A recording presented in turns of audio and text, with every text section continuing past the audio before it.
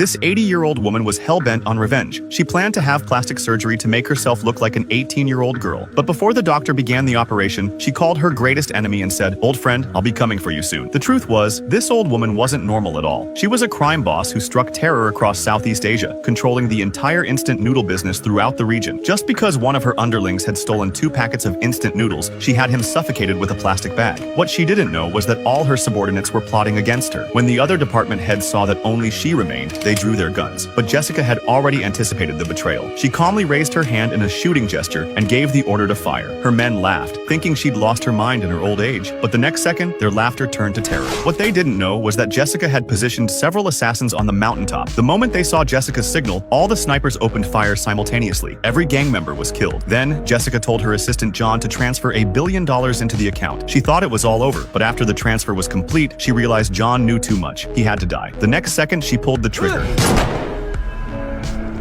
Later, when she saw John's body floating on the water's surface, she smiled with relief. But what she didn't know was that John had already figured out she would kill him. During the transfer, he had secretly switched out the security token and transferred the $1 billion into his own account. He had also placed a decoy body underwater. When Jessica discovered that John wasn't dead, she was shocked. John drove away. His escape plan was actually quite brilliant. Suddenly, her computer made a strange sound. Jessica ran over in panic. She pulled out the security token to check the balance. It was empty. She realized John had played her. She swore she wouldn't let him live, but at that time, John was in Korea. To evade Jessica manhunt, he went to a hospital for complete reconstructive surgery. He didn't just change his facial features, his voice and even his body shape were completely transformed. He had changed so much that even his own mother wouldn't recognize him if she saw him face to face.